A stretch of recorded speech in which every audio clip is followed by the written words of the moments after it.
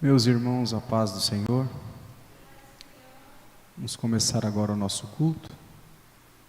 Convido os irmãos a nos colocarmos em pé. Vamos fazer essa oração, apresentando a Deus o nosso culto. Senhor, nós entramos na Tua presença nesta noite. Senhor, nós estamos aqui para Te louvar, para Te adorar, para Te engrandecer. Senhor, muito obrigado pela Tua graça, obrigado pela Tua salvação, obrigado pelo Teu sacrifício, obrigado pelo Teu amor, obrigado por ter nos elegido antes da fundação do mundo, obrigado por ter nos redimido, por ter nos comprado de volta, por ter pagado o preço da nossa culpa, da nossa redenção. Obrigado, Senhor, porque o Senhor falou lá no fundo da nossa alma e nos chamou com a Tua doce voz. Gritaste, ó Deus, aos nossos ouvidos, ó Senhor, e reconhecemos a voz do nosso pastor.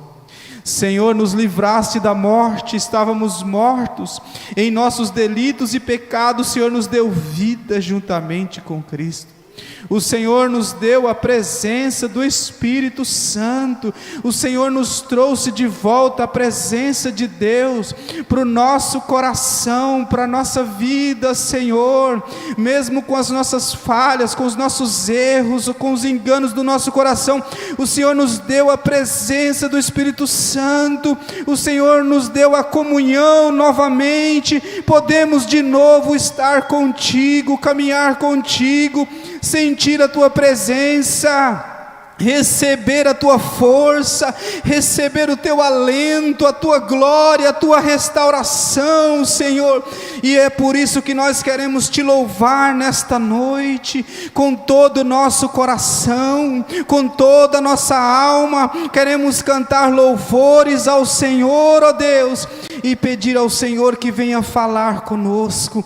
Vem falar conosco. As Tuas palavras nos animam, as Tuas palavras nos levanta, as Tuas palavras nos fortalece. A Tua palavra é fonte de vida, é fonte de poder. A Tua palavra nos livra dos nossos inimigos, afasta os nossos inimigos. A Tua palavra, Senhor, nos enche de gozo, de fé, de alegria, de poder, e nos faz viver para a Tua glória neste mundo, Senhor. Fala conosco nesta noite, usa o Teu servo mais uma vez, despeja graça sobre nós nesta noite, alcança os que estão aqui, os que estão em casa, nos assistindo, Senhor, que o Senhor possa alcançá-los, fortalecê-los, levantá-los, ó Deus, para a glória do Teu nome.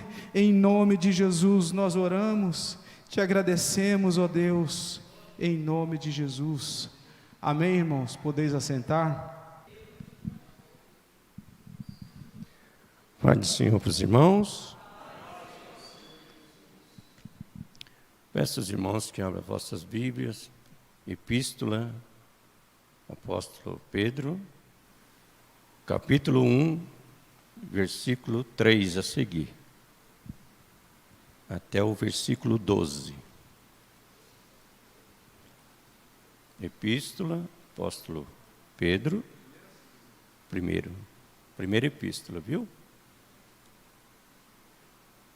Graças a Deus. Primeira epístola, Apóstolo São Pedro, capítulo 1, versículo 3 a seguir. Os irmãos acompanhem. Amém? Bendito seja o Deus e Pai de nosso Senhor Jesus Cristo, que segundo a sua misericórdia, nos gerou de novo para uma viva esperança, pela ressurreição de Jesus Cristo dentre os mortos, para uma herança incorruptível, incontaminável e que não pode murchar, guardada nos céus para vós, que mediante a fé estáis guardados na virtude de Deus para a salvação, já preste para se revelar no último tempo, em que vós grandemente vos alegrais, ainda que agora importa, sendo necessário que estejais por um pouco contristados com várias tentações, para que a prova da vossa fé, muito mais preciosa do que ouro, que perece e é provado pelo fogo,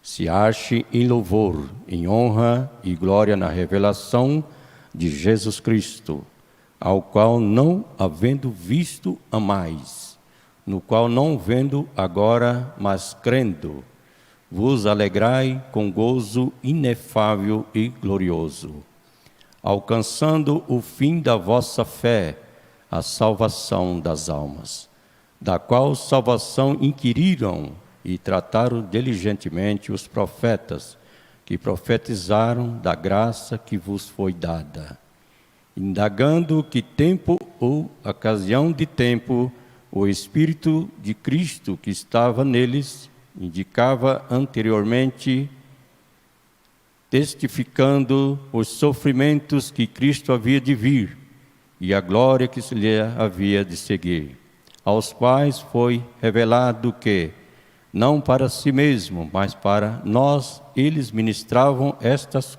coisas que agora vos foram anunciadas por aqueles que, pelo Espírito Santo, enviado do céu, vos pregaram o Evangelho, para os quais coisas os anjos desejam bem atentar.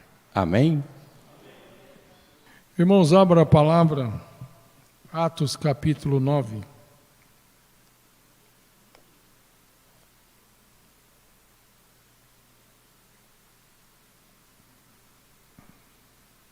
Fala comigo assim, irmãos.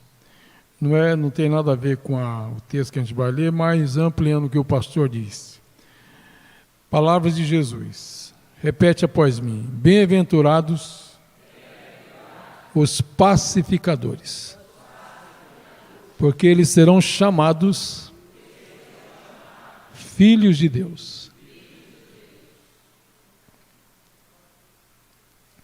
Atos capítulo 9. Nós estamos nessa nossa toadinha aqui de Atos e estamos já há umas 3 terças-feiras nesse texto aqui. A partir do verso 32, irmãos, até o 43. Acharam, irmãos? E aconteceu que, passando Pedro por toda parte, veio também aos santos, fala comigo assim, santos, que habitavam em Lida, e achou ali certo homem chamado Enéas, jazendo numa cama havia 8 anos, o qual era paralítico. E disse-lhe Pedro, Enéas, Jesus Cristo te dá saúde. Levanta-te e faze a tua cama. E logo se levantou. E viram-no todos os que habitavam em Lida e Sarona, os quais se converteram ao Senhor. Fala comigo, os quais se converteram ao Senhor. E havia em Jope uma discípula chamada Tabita, que traduzida se diz Dorcas. Esta estava cheia de boas obras e esmolas que fazia. E aconteceu naqueles dias que, enfermando ela, morreu, e tendo-a lavado, a depositaram num quarto alto. E como Lida era perto de Jope, ouvindo os discípulos que Pedro estava ali, lhe mandaram 2 varões, rogando-lhe que não se demorasse em vir ter com eles. E levantando-se Pedro foi com eles. Quando chegou, o levaram ao quarto alto e todas as viúvas o rodearam, chorando e mostrando as túnicas e vestes que Dorcas fizera quando estava com elas. Mas Pedro, fazendo-as sair a todas, pôs-se de joelhos e orou. E voltando-se para o corpo, disse, Tabita, levanta-te. E ela abriu os olhos e, vendo a Pedro, assentou-se. E ele, dando-lhe a mão, a levantou e, chamando os santos e as viúvas, apresentou-lhe a viva. E foi isto notório por toda Jope, e muitos creram no Senhor. Repete comigo: e muitos creram no Senhor. E ficou muitos dias em Jope com um certo Simão curtidor. Deus fala conosco pela palavra, em nome de Jesus. Amém. Irmãos, nós extraímos já bastante lições desse trecho das Escrituras. Lembrar aos irmãos o que temos falado aqui, nessas últimas doutrinas. Falamos aqui que quem cura é Jesus. Pedro diz para Enéas: Enéas, Jesus te dá saúde. Falamos bastante aqui que quem cura é Jesus. Homem não cura ninguém. Quem cura é Jesus. Falamos aqui que Jesus está presente. O fato de Pedro afirmar: Enéas, Jesus te dá saúde, Jesus te levanta, para um Jesus que já tinha passado pela cruz, já tinha passado pela sepultura, já tinha ressuscitado, já tinha voltado para o céu, mas ele está presente. Nós falamos aqui que Jesus está presente. E Jesus está presente aonde? Jesus está presente pelo Espírito, e o Espírito não está vagando, o Espírito está na igreja. Então a igreja é sinal da presença de Jesus no mundo. Não importa o grupo, não importa se é 2 crentes, não importa se a comunidade é uma comunidade de poucas pessoas, não importa, ali está a presença de Jesus. Nós falamos disso aqui bastante na semana passada. Falamos aqui que Dorcas foi uma mulher conhecida pelas suas obras generosas. Aquilo marcou Dorcas.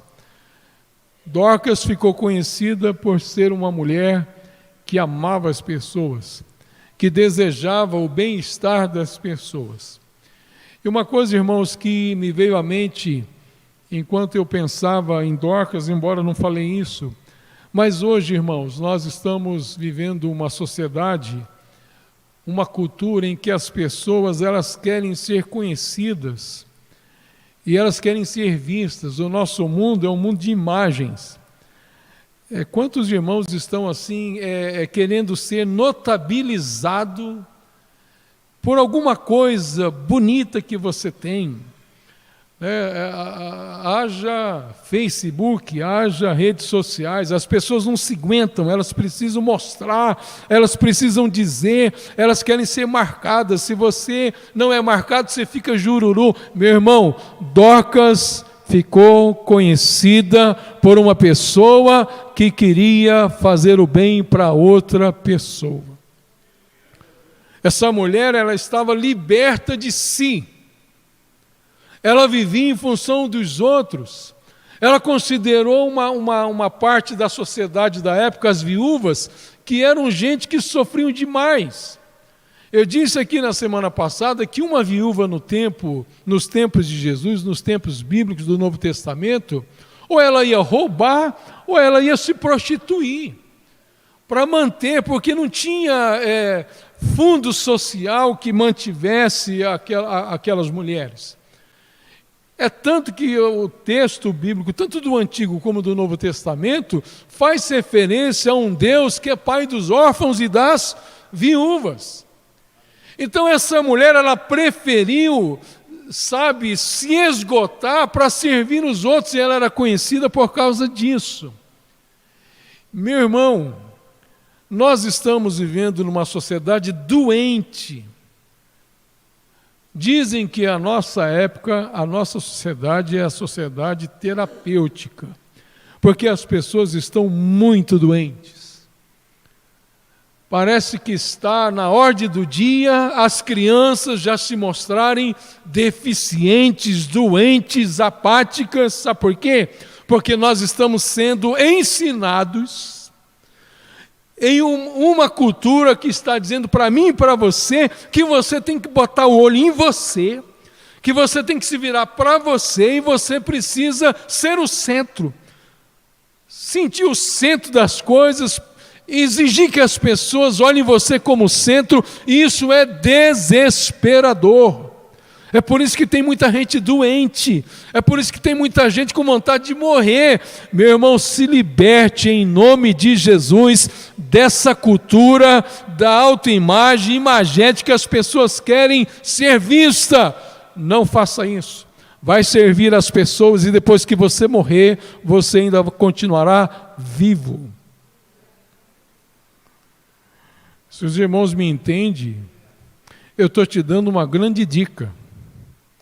Porque essa mulher era uma mulher realizada, feliz. E ela era tão necessária que Deus decidiu fazê-la voltar. Que ela foi para o céu, ninguém tem dúvida. Mas Deus, ouvindo a oração de Pedro, Ele chama pelo nome dela, Tabita, que em grego é Dorcas, e ela volta, irmãos. E quando ela volta, Pedro apresenta ela à igreja, mas especialmente às viúvas. Ela se notabilizou pelo seu trabalho em função das pessoas. Quer ser feliz, meu irmão? Quer acabar com essa sua crise existencial? Desista de você. Pare de achar que você é o centro. Você não é o centro, eu não sou o centro, ninguém é o centro. O centro do universo, o centro da vida é Deus. E quando nós servimos a Deus, nós temos que servir os outros. Ah, eu sirvo a Deus. Como que eu sirvo a Deus se eu não dou conta de servir o meu irmão? Quem serve a Deus está servindo os outros. E a gente serve os outros com os dons e os talentos que Deus nos deu. E todo mundo aqui tem dons, todo mundo aqui tem talentos, todo mundo aqui tem habilidade. Começa a servir, e o Senhor vai começar a reagir a você e o seu coração será preenchido pela presença do Senhor. Então ela se notabilizou. E depois que ela morre, ela faz falta. E Pedro é convocado, né? É chamado. Ele estava próximo daquela região. Ele já tinha passado por Lida, agora está em Jope. E ele é chamado para... Ele nem imagina o que ele vai ter que fazer. Ele é chamado para atender uma necessidade. E quando ele chega no quarto, lembra do que eu falei aqui também? Ele não foi assim, na fé, não. Uma fé desprovida de humildade, de obediência, de inclinação, não. Ele vai orar. Ressuscitar um morto não é para homem, é para Deus. Ele vai orar e depois que ele ora, o Espírito Santo diz para ele, pode chamar ela que ela vai te atender. Ele vai lá e chama aquela mulher e entrega ela para a sua comunidade. Falamos aqui também, irmãos, de que, assim como Pedro, que estava servindo a sua comunidade de irmãos, assim como Dorcas, que estava servindo e continuou servindo depois da sua ressurreição, assim é eu e você também. Nós estamos trilhando o caminho do Senhor para sermos relevantes na vida das pessoas. Assim, do mesmo jeito que Deus usou Pedro, do mesmo jeito que Deus usou Dorcas, Deus quer usar a mim e Deus quer usar a você. Não se sinta aquém. Eu sei que ninguém aqui é suficiente para a obra de Deus. Acredite nisso. Deus quer usar a mim e a você para facilitar a vida das pessoas. E nesse caminho pode acontecer fenômenos. Irmãos, nós precisamos crer que o Deus de Pedro é o mesmo Deus de hoje, é o Deus que está conosco.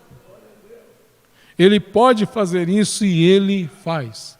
Nós aqui somos marcados pelos milagres do Senhor. O Senhor já fez muito na sua vida e na minha vida, porque Ele continua sendo Deus. Amém, meus irmãos? Relembrando aí algumas coisas que nós falamos na semana passada, eu quero agora destacar outras lições aqui. Eu pedi para os irmãos repetirem algumas palavras, exatamente nisso que nós queremos falar hoje. E aconteceu, verso 32, e aconteceu que passando Pedro por toda parte, veio também aos santos, que habitavam em Lida.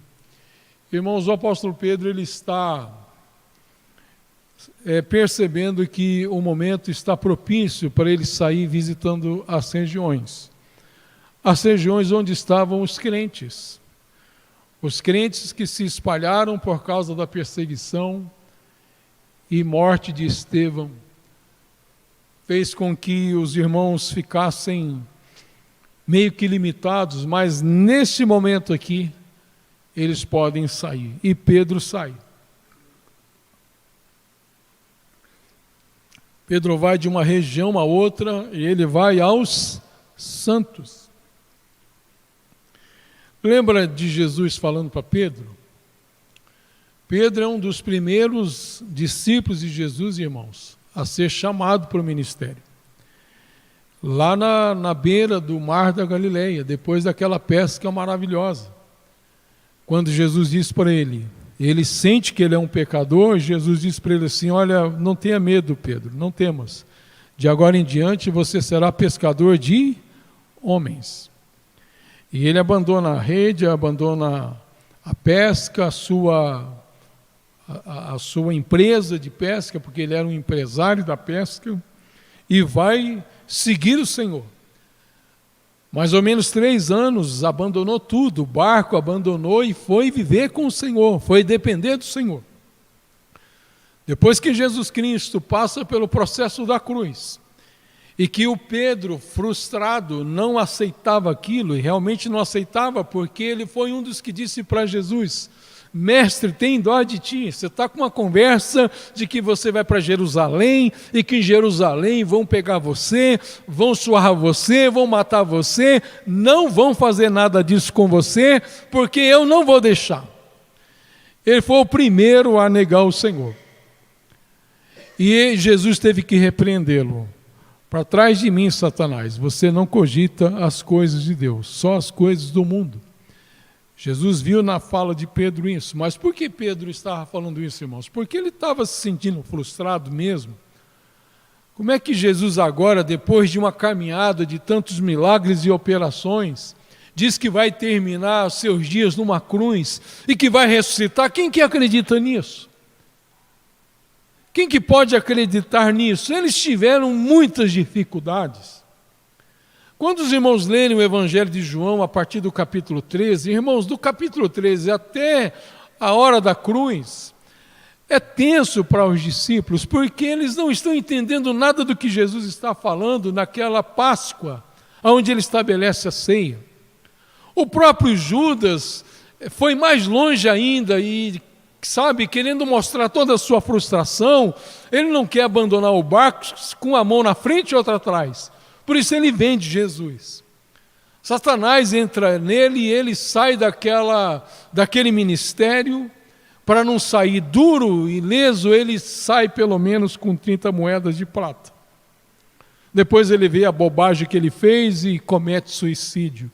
Mas eles não estavam entendendo que Jesus precisava passar pela cruz. E depois que Jesus ressuscita, irmãos, e Jesus aparece para as mulheres começam a contar que viu ele ressuscitado. Eles não acreditam, Pedro não acredita. E Jesus aparece para eles, e de repente, quando Jesus aparece para eles, Pedro já tinha sugerido: gente, é o seguinte, acabou, a gente vai voltar para a pesca, porque a gente precisa cuidar dos nossos familiares, então precisamos voltar. Eu estou voltando para a pesca, e os outros foram voltando também, foram procurar emprego. Jesus aparece, Jesus se dá a conhecer. E aí de repente Jesus, quando percebem que é Jesus olha para Pedro e diz: Pedro, você me ama mais do que esses aí, Pedro? Isso pode significar esses, ou os discípulos, ou esses, os peixes. Pode ter essa interpretação. Você ama mais a mim ou você ama o seu empreendimento de pesca, Pedro? Eu te amo, Senhor. Ele perguntou por 3 vezes. Aí Jesus responde as 3 vezes: então, cuida dos meus cordeiros. Cuida das minhas ovelhas. Cuida de pessoas. Você foi chamado para cuidar de pessoas. Ele foi restaurado, irmãos. Ele foi restaurado naquele dia. Depois Jesus Cristo voltou para o Pai, o Espírito Santo desceu, Pedro foi cheio do Espírito Santo, e sabe o que Pedro está fazendo aqui? Está cuidando dos cordeiros do rebanho do Senhor. E esses cordeiros são chamados de santos. Nós somos santos, irmãos. É assim que a Bíblia trata a gente. É a comunidade dos santos. E santos no sentido de ser diferente, de ser separado. Ele está indo cuidar dos seus irmãos que são santos, são santificados. A gente pode colocar conotação de ética, de moralidade nisso, mas originalmente a ideia é separar. Israel era santo porque era separado das nações. Os utensílios e objetos do tabernáculo eram santos porque eram separados, eram consagrados ao Senhor, e todos aqueles irmãos que creram em Jesus foram separados do mundo. Meu irmão, coloque isso na sua cabeça: você não é mais quem você era, eu e você estamos separados deste mundo. É assim que Deus nos chama. Esse é o nosso status. Nós somos santos. Por que nós somos santos? Porque Deus nos fez santos. Nós somos separados, e separados para um propósito. Deus fez isso com você, Deus fez isso comigo. Deus não fez isso com todo mundo, mas Deus fez isso com você, Deus fez isso comigo. Nós temos vários momentos aqui que diz isso. Aos santos, as cartas de Paulo é sempre assim: aos santos que estão em Éfeso, aos santos que estão em Corinto. Não importa se esses irmãos, como o pastor acabou de falar, estão errando, estão brigando. A igreja de Corinto tinha muita gente que brigava, mas Paulo dizia: você é santo. O que você está fazendo não combina com quem você é santo. Irmãos, nós somos uma comunidade de santos. E não tem um mais santo do que o outro. Porque a ideia aqui é de que nós fomos separados. A pior coisa, é patético isso que eu vou falar, é crente não querendo viver de acordo com o seu status. O status de pessoas que foram separadas. Você não consegue mais. Você até tenta. Eu ouvi uma mãe aqui no sábado de manhã, uma mãe que veio me procurar. Ela ouviu parte de um testemunho meu de vida, e ela veio aqui. E ela falando da sua filha, que olhou para ela e disse assim: mãe, você está querendo que eu seja da igreja, que eu siga a igreja, mas o fato é o seguinte: eu não acredito em Deus.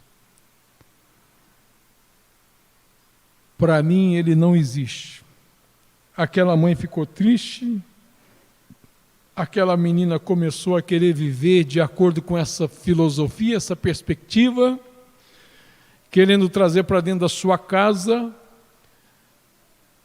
frutos dessa sua convicção, comportamento dessa sua convicção.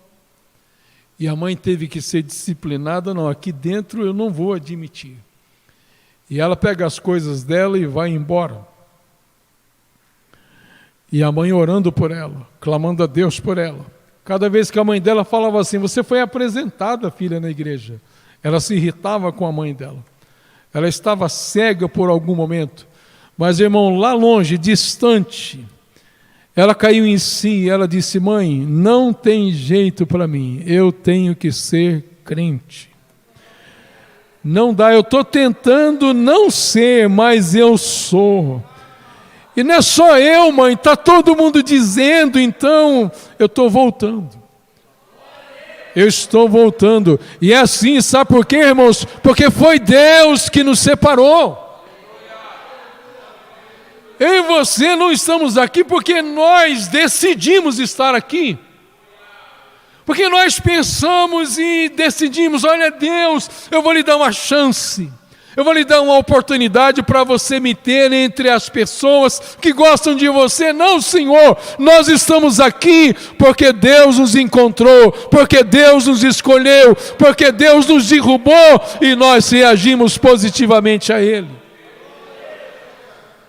Você é um santo de Deus, você é uma santa de Deus. Pastor, mas eu estou enlameada no pecado. Se limpe no sangue de Jesus, porque você não foi chamada, nem chamado para viver assim.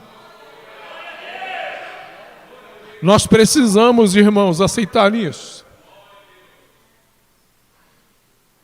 Deus te fez, Deus me fez tipo de pessoa separado. E a gente precisa aceitar isso. A gente não fala isso com orgulho. A gente fala isso com gratidão, com humildade. Então, cada vez que você não assume isso, você envergonha Deus. Eu envergonho Deus. Porque eu não quero aceitar o fato de que eu sou diferente. Eu não sou melhor que ninguém, mas eu sou diferente. Sou diferente dos colegas, dos parentes que ainda não conhecem a Jesus. E alguém me fez diferente, não sou eu, foi Deus que me fez diferente e me deu o seu Espírito. O Espírito de Deus está em mim, o Espírito de Deus está em você. Então aqui, irmãos, Pedro está indo aos santos. Fala comigo assim: santos têm comunhão com outros santos. O pastor Cassiano, ele falava assim: Davi, bêbado tem comunhão com bêbado, pombinhos têm comunhão com pombinhos, e crente tem comunhão com crente. Essa proposta, irmãos, de que é todo mundo igual, é perigosa.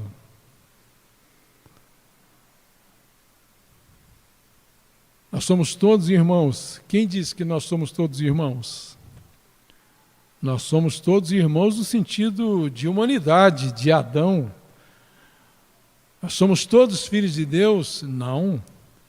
Filhos de Deus é aqueles que creram em Jesus Cristo, o Filho de Deus. E todos aqueles que creram no seu nome, deu-lhe o poder de serem chamados filhos de Deus. Então, irmãos, nós temos comunhão com as pessoas que estão olhando o mesmo alvo que a gente. Estão sentindo a mesma coisa que a gente. Quantos aqui sentem a presença de Deus? Você sente a presença de Deus. Então, quando você começa a conversar com alguém, você percebe que é diferente. Um crente é diferente. Você é diferente do seu pai, meu irmão, que ainda não conhece Jesus. Não adianta você querer ficar achando que não dá. Não precisa brigar, e nem deve brigar. Por que brigar? Não precisa ser deselegante, não precisa ser chato, mas precisa reconhecer que mudou. Mudou, você agora está vendo a vida por um outro prisma, por um outro ângulo. Não é mais aquele velho homem, aquela velha mulher. Nós somos santos, e nós precisamos viver como pessoas santas, separadas do mundo. Amém, irmãos?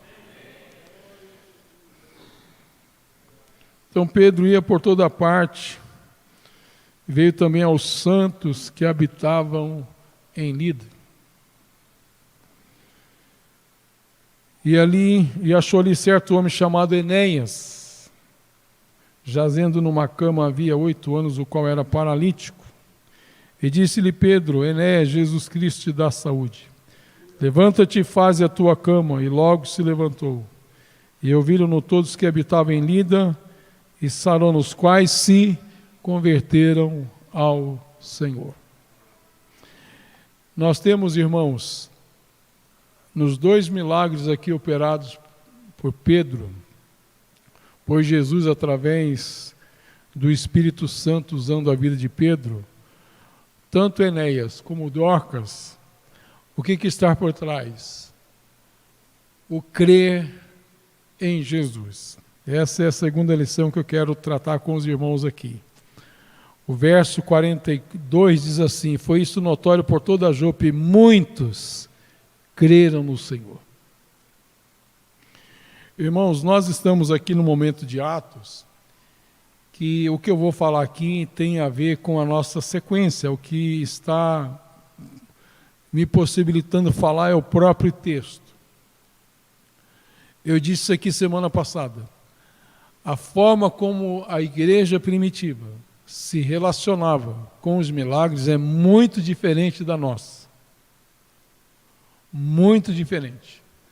Nós precisamos resgatar as origens bíblicas de como lidar com o fenômeno, com o poder do Senhor. Nós temos uma igreja primitiva que os discípulos em primeira mão viram as ações de Jesus, viram os milagres de Jesus e ficaram admirados. O próprio Nicodemos, que era um religioso, um fariseu, ele quis conversar com Jesus de noite. E ele disse: olha, mestre, eu pelo menos não tenho dúvida de que você veio de Deus, porque ninguém pode fazer os sinais que você faz, se não tiver vindo de Deus. Chamava atenção. Os discípulos viram, os discípulos presenciaram muitos milagres de Jesus, os mais variados milagres. O próprio João, ele escreve o seu evangelho e a intenção dele é mostrar que Jesus, o filho de Maria, é Deus. Ele é divino. Ele não é um ser humano comum. E o que mostra isso? Os sinais. E ele escreve alguns sinais.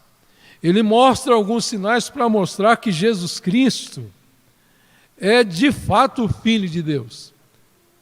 Então essa é a razão. Não é o milagre pelo milagre.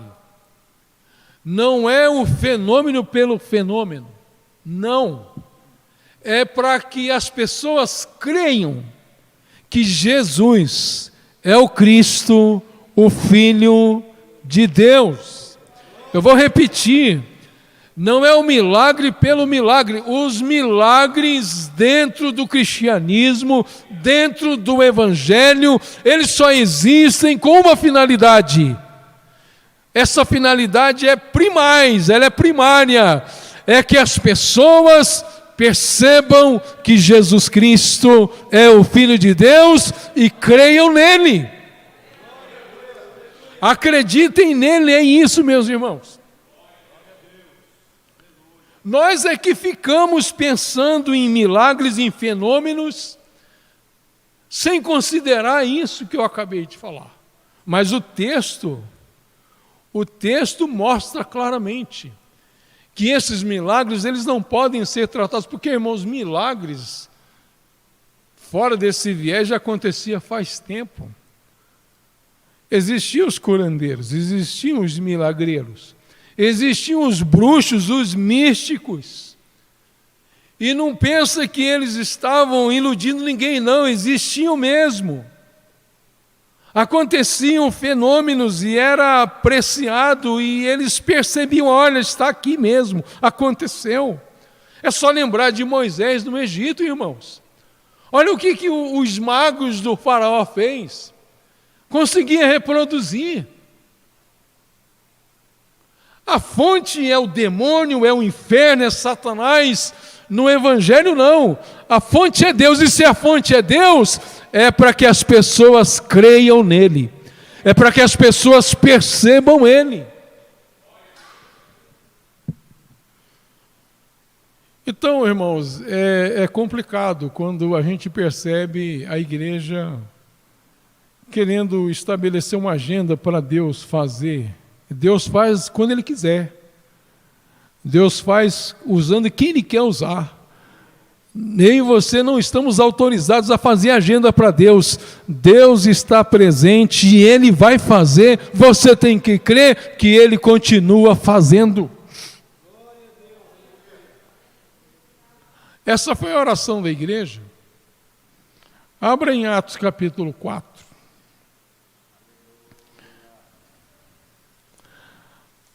Atos capítulo 4. Essa é uma motivação que precisa ser resgatada na igreja, irmãos. Olha o que diz em Atos capítulo 4, o verso de número 27. A igreja aqui está orando. Eles estão orando juntos. Alguém aqui deve estar orando e os outros estão ouvindo a oração e concordando, porque eles oram juntos. E essa é a oração que eles fazem. E essa oração é feita porque Pedro foi preso. E Pedro foi ameaçado. Ó, se você continuar falando o nome desse homem aí, continuar fazendo o que você está fazendo no nome dele, a gente vai prender você e a gente não vai te soltar mais. A gente vai insistir com você em te prender, então não fale mais desse nome. Olha o que a igreja ora, o versículo 27. Porque verdadeiramente contra o teu santo Filho Jesus, que tu ungiste, se ajuntaram não só Herodes, mas Pôncio Pilatos com os gentios e os povos de Israel, para fazerem tudo o que a tua mão e o teu conselho tinha anteriormente determinado que se havia de fazer. Olha só agora, irmãos, presta atenção. Agora, pois, ó Senhor, olha para as suas ameaças e concede aos teus servos que falem. É a primeira coisa. Concede aos teus servos que falem com toda a ousadia a tua palavra. Fala comigo assim, a palavra. Olha só, enquanto a gente prega a palavra, enquanto a gente prega o evangelho, enquanto a gente diz do teu plano, do teu projeto, enquanto a gente faz isso, o Senhor estende as mãos para curar e para que façam sinais e prodígios pelo nome do teu santo Filho Jesus. Então, o que o Senhor está fazendo aqui com Enéas, curado, levantado, o homem começa a andar, Dorcas está morta, voltou a viver, é resposta dessa igreja aqui. Enquanto se prega a tua palavra, enquanto a gente está preocupado em pregar o evangelho, ninguém está querendo aqui, Senhor, fazer esquema com o teu nome. Ninguém está querendo aqui se mostrar em teu nome e fazer as coisas para ser visto. Hoje nós estamos assim. Se Deus te usa na cura, você começa a roubar a glória de Deus. Se Deus te usa na profecia, você começa a ser mais importante do que a palavra. Não, meus irmãos, a palavra de Deus, ela tem um protagonismo, ela tem que estar acima de tudo. Enquanto a gente prega a tua palavra, estende tuas mãos, Senhor, para curar, para fazer prodígios, pelo nome, sabe por quê? Porque o teu nome será visto, não é o nosso, é o teu nome que será visto. Meus irmãos, Deus tem operado maravilhosamente na igreja. Quantos irmãos aqui já foram abençoados por ações de Deus miraculosas? Então esse testemunho é para mostrar Jesus. Nós trouxemos aqui a Sueli domingo, deu o testemunho dela, uma mulher que vivia 22, 23 anos, lá, irmãos, na Cracolândia, vendendo o corpo.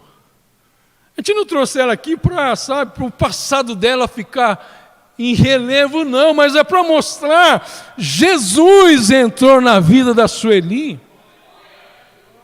E o mesmo Jesus que entrou na vida dela pode entrar na vida de outras pessoas. É isso, meus irmãos. Enquanto em você estivermos só atrás de Deus, e me desculpe a franqueza aqui, os irmãos sabem que eu não tenho filtro, eu falo mesmo. Enquanto você estiver, meu irmão, atrás de igreja por causa de sinais, de milagre, você é um consumidor de Deus. Você está usando Deus. Tá? Porque os milagres de Deus não é para você ficar assim, olha, eu recebi. Tem gente que recebe bênção de Deus e não crê nele. Vai para o inferno se não crê em Deus. Porque o milagre não é para você usufruir. Olha, eu fui lá, fui abençoado. Quanta gente é abençoada e não crê. Os milagres, os sinais, é para que as pessoas creiam que Jesus Cristo é o Filho de Deus. Às vezes nós mesmos incentivamos isso na igreja. A gente fica acostumando o povo com isso, meus irmãos. Quantos irmãos ficam andando de cima para baixo em tarde de bênção, campanha disso, campanha daquilo. Meu irmão, acorde, tudo que Deus fizer na sua vida é para você crer mais que Jesus Cristo é o Filho de Deus. Eu fico doente quando vejo pastores substituindo a palavra de Deus para criar modelos de culto, para chamar a atenção das pessoas. Ah, tem um irmão aqui que cura, tem um irmão que faz isso. Meus irmãos, isso não tem no texto bíblico. Isso é invenção nossa. A Bíblia não permite isso. Esses homens, Pedro nem imaginava que visitando os santos, ele ia encontrar um homem aleijado e Deus ia mandar ele andar. Ele nem pensou nisso. Ele recebia de Deus na hora autoridade para isso. É para crer no Senhor. Eu pergunto, meus irmãos, o que eu e você estamos fazendo com os atos de Deus na sua vida e na minha vida? Você acha que Deus está te marcando para você falar, Deus, você é poderoso mesmo, hein? Puxa vida, você é demais, eu te amo. Você acha que é só para isso? Deus te livrou da morte? Deus te abriu a porta de emprego? Deus tirou aquele perseguidor da sua vida? Você está livre dele, Deus agiu, e qual tem sido a reação? A reação é para crer. É para crer no Senhor. Sabe o que é crer no Senhor? É se envolver com Ele. Crer no Senhor é se relacionar com Ele, é entrar numa aliança com Ele, é entrar nos propósitos de Deus, porque o objetivo de Deus é que as pessoas creiam. Quando alguém crê em Deus, sabe o que Ele está dizendo? Senhor, te conheci, quero andar com o Senhor agora. O que Pedro, irmãos, quando viu aquele monte de peixes, aqueles barquinhos quase afundando, o que ele diz? Afasta de mim, Senhor. Afasta de mim, porque eu sou um homem pecador. Não tenha medo, Pedro. De agora em diante você vai ser pescador de almas, de gente, de pessoas. E o texto diz claramente, ele abandonou as redes, abandonou os barcos, ele olhou tudo aquilo que dava significado para ele. Cadê o milagre? Acabou! Ele quer seguir Jesus, ele vai seguir Jesus, ele vai seguir Jesus. E todos aqueles que seguem a Jesus, se no meio do caminho começar a duvidar, ele estende as mãos, ele te levanta e faz você voltar para o centro. Foi o que ele fez com Pedro. Agora, irmãos, Deus está marcando a gente e a gente está simplesmente assim, Deus, obrigado. O Senhor é muito bom, faz de novo. E fica essa cata de bênção dentro da igreja. Essas pessoas que fazem de Deus alguém para lhe abençoar, sem que elas creiam nele. Irmãos, essas pessoas estão cavando a sua sepultura. E não sou eu que falo, é Jesus que fala. os milagres de Jesus, as operações de Jesus, no passado até hoje, ela só tem um objetivo: fazer você e eu crer nele, se envolver com ele, andar com ele, entrar na dele e viver o projeto dele. É para isso. Deus, eu pedia tanto um marido para Deus, Deus me deu. Deus te deu um marido para quê? Para virar um ídolo? Para virar alguém para dar sentido para a sua vida? Quem dá sentido para a sua vida é Deus. Ele te deu um marido, vai servir o Senhor, porque Ele te deu um marido. Ele te deu uma mulher, você num casal, estava encruado, te deu um casamento, vai glorificar a Ele por causa da mulher que Ele te deu. Deus te deu um salário melhor, vai servir a Ele por causa desse salário. Deus te deu uma casa. Eu vi alguém uma vez falar assim: olha, Deus, agora, depois que você respondeu minha oração, me deu um terreno, me deu uma casa, agora é só felicidade, me deu um carro, me deu aposentadoria, agora eu vou te servir. Serviu? Não serviu. As bênçãos de Deus na sua vida e na minha vida têm um interesse de Deus em que você conheça Ele. Abandone, esquece a bênção e olhe para o abençoador.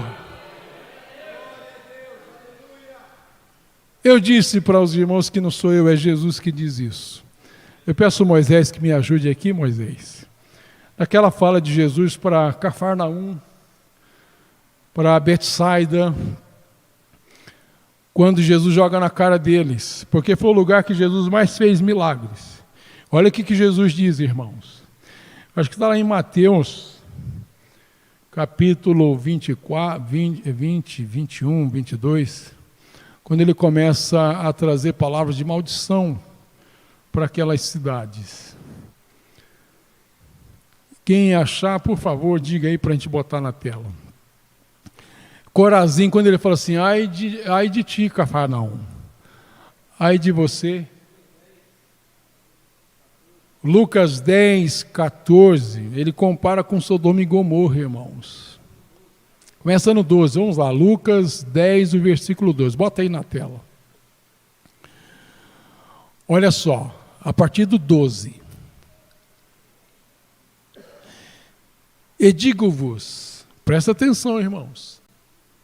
Eu sei que eu poderia falar mais manso com os irmãos, mas é meu temperamento, tá, irmãos? É minha personalidade. Esquece eu e só pensa no que eu estou falando.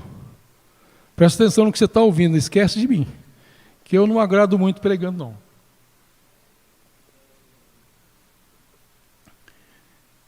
Vamos ler juntos? No 3, 1, 2, 3. E digo-vos, será mais tolerável naquele dia para Sodoma do que para aquela cidade. Ai de ti, Corazim, ai de ti, Betsaida, porque se em Tiro e em Sidom se fizessem as maravilhas que em vós foram feitas, já muito assentadas em saco e cinza se teriam arrependido. Portanto, será mais tolerável para Tiro e Sidom no juízo do que para vós. E tu, Cafarnaum, ó irmãos, Cafarnaum é a cidade que Jesus morou, tá? Ele morou lá. E tu, Cafarnaum, que foste levantado até o céu, até o inferno serás abatida. Quem vos ouve a vós, a mim me ouve. E quem vos rejeita a vós, a mim me rejeita. E quem a mim me rejeita, rejeita aquele que me enviou. Ok. Os irmãos perceberam? Irmãos, o inferno, que é o destino de todos aqueles que não crerem em Jesus, será uma vida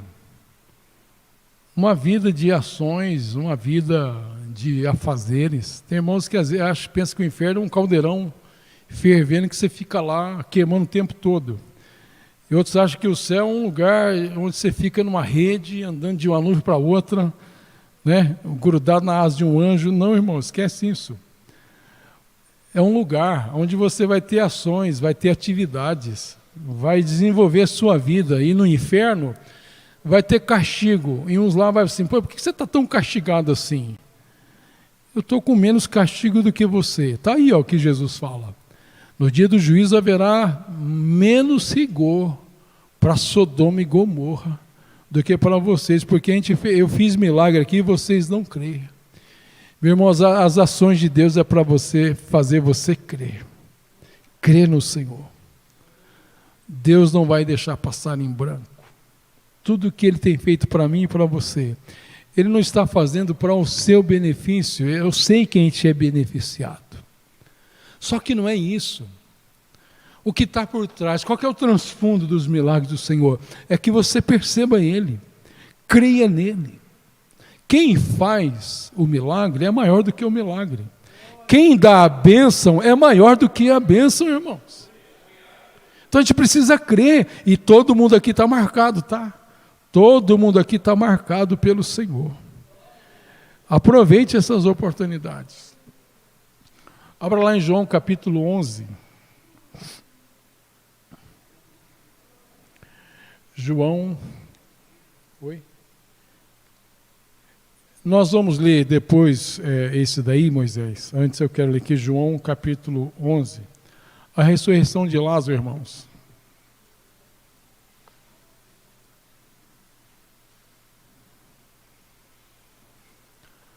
Os irmãos conhecem a história, né? Jesus estava lá, recebeu um recado para orar pelo Lázaro. O primeiro versículo diz assim: estava então enfermo um certo Lázaro, de Betânia, a aldeia de Maria e de sua irmã Marta. E Maria era aquela que tinha ungido o Senhor com unguento, e lhe tinha enxugado os pés com os seus cabelos, cujo irmão Lázaro estava enfermo. Mandaram-lhe, pois, suas irmãs dizer: Senhor, está enfermo aquele que tu amas. Presta atenção agora, irmãos. E Jesus, ouvindo isso, disse: esta enfermidade não é mas para glória de Deus. Estão entendendo, irmãos? Jesus vai esperar ele ficar pior. Deixa ele morrer. Porque é para a glória de Deus. É para que o Filho seja glorificado por ela. Está ruim, vai ficar pior. Porque é para a glória de Deus. Eu vou permitir que o Lázaro morra. E depois eu vou ressuscitar ele. E não é para Maria e Marta ficar felizes. Elas vão ficar felizes por tabela. Não é para os amigos de Lázaro ficar felizes e me dar um abraço e dizer muito obrigado, mestre. É para Deus ser glorificado. Porque dele e por ele e para ele são todas as coisas. Sai de cena, como pregou o pastor Oséias lá na Fraternal. A gente precisa sair do nosso protagonismo. A gente precisa crer que Deus faz as coisas para o nome dele ser glorificado. Não é para o seu bem-estar, para o meu bem-estar em primeiro plano. É para Deus ser glorificado. E tem gente que vai morrer para Deus ser glorificado e não vai ser curado, porque Deus quer ser glorificado na morte dele. Pedro, por exemplo, percebeu que João ia viver mais tempo do que ele. Ele captou a conversa de Jesus. Se mestre, você está com uma conversa comigo aí que parece que eu vou morrer. Que papo é esse? Você está falando de um jeito que parece que os meus dias vão chegar logo ao final. E esse aí, quem que você me diz desse? Era João. Aí Jesus disse: olha, Pedro, o que eu tenho com João é da minha conta com ele. Se eu quero que ele viva mais do que você, o que você tem com isso? E o texto diz que Jesus está falando do tipo de morte que Pedro glorificaria ao Senhor. Meu irmão, pela fé, fala comigo assim: Senhor, tudo na minha vida é para te glorificar. É para te glorificar. É para o Senhor aparecer e ninguém mais. É para o Senhor cumprir os teus propósitos. E aí, irmãos, o capítulo 11 ainda. Vai lá para os versículos. Depois que Jesus ressuscita o Lázaro. Olha que gostoso, irmãos. A bênção de Deus é para glorificar Ele e a gente fica usufruindo também. Olha o versículo 44. E o defunto saiu, tendo as mãos e os pés ligados com faixas e o seu rosto envolto num lenço. Disse-lhe Jesus: desligai-o e deixai-o ir.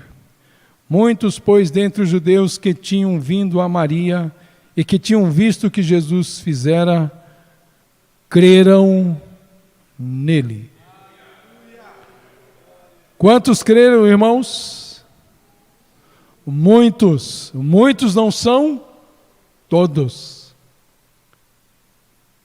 Muitos creram nele, mas não todos creram nele. E todos que estavam lá viram, mas só muitos creram nele, e muitos não são todos.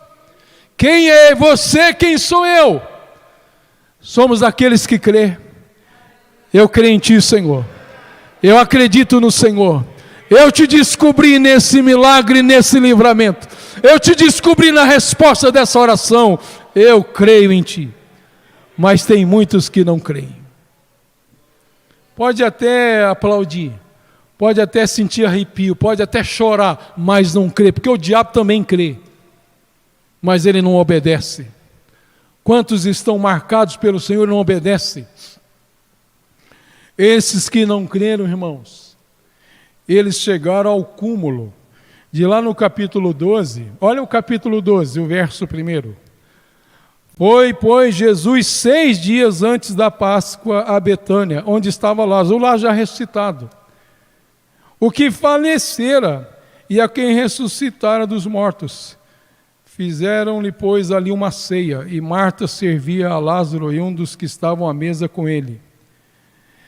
Ok, vamos um pouco mais à frente aí. Olha o versículo 9.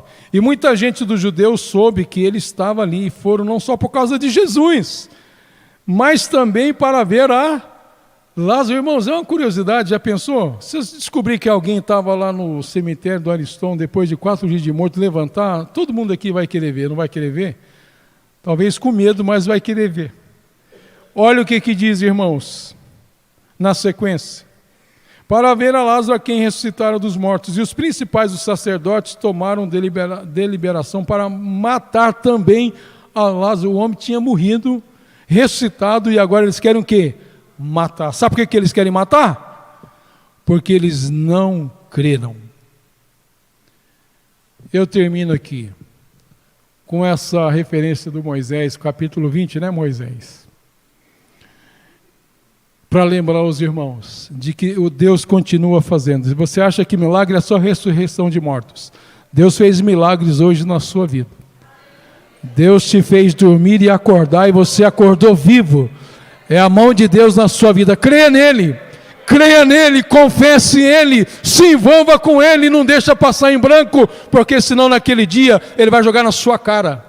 Ele vai jogar na minha cara: eu fiz isso para você, eu te livrei, eu te supri, eu respondi sua oração, eu te visitei e você não creu em mim. Vamos crer no Senhor, irmãos, vamos crer no Senhor. Nós estamos marcados aqui pelo Senhor. Creia no Senhor, esquece o milagre, esquece a bênção, coloque os seus olhos no abençoador, porque tudo que Ele faz é para que a gente continue crendo nele. Pode botar na tela aí,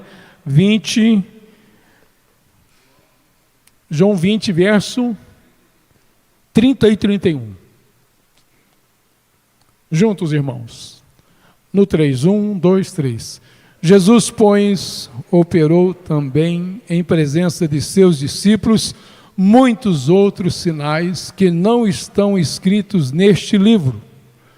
Estes, porém, foram escritos para que creiais que Jesus é o Cristo, o Filho de Deus, e para que, crendo, tenhais vida em seu nome. Pense no que eu vou falar aqui. Jesus ressuscitou Lázaro. Não demorou dias, queriam matar ele de novo. Mas ele morreu. Não sei do que ele morreu.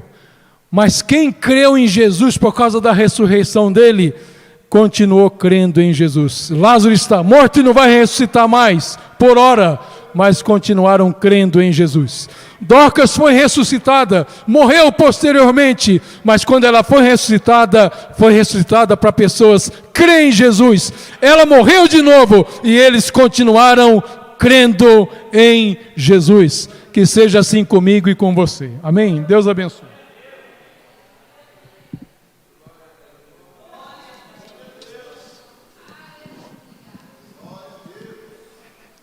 A palavra de Deus é muito importante, irmãos, para todos nós. Nós temos que crer. Vamos ficar em pé?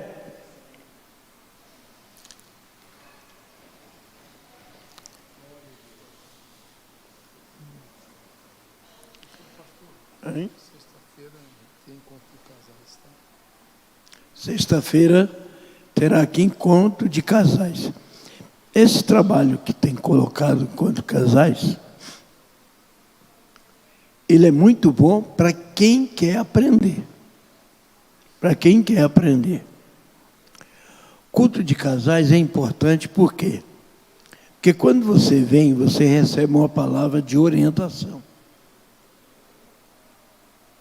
E vai te ajudar no dia a dia, no teu casamento.